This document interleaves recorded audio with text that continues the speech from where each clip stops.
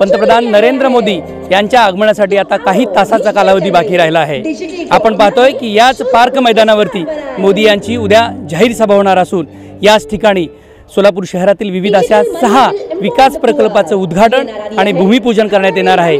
या ठिकाणी 50,000 नागरिक बसतील अशी व्यवस्था करण्यात आली आहे। स्टेजवरती फक्त 11च VIP राहणार आहेत। या ठिकाणी स्क्रीनची व्यवस्था, साऊंड सिस्टम, दूरदर्शनची लाईव्हची यंत्रणा, वायफाय यंत्रणा, सर्व यंत्रणा परिपूर्ण झालेल्या आहेत। त्यामुळे आता बुधवारी सकाळी 11 वाजता याच मैदानावर नरेंद्र मोदी यांचं आगमन होणार आहे आणि 11 ते 12 या वेळेत नरेंद्र मोदी सोलापूर शहरासाठी काय घोषणा करतायत, त्यांचं भाषण हेच सोलापूरकरांसाठी एक उत्सुकतेचा मुद्दा बनला आहे। त्यामुळे नरेंद्र मोदी उद्या काय बोलणार याकडे सोलापूरचे आणि महाराष्ट्र राज्याचे लक्ष लागले आहे।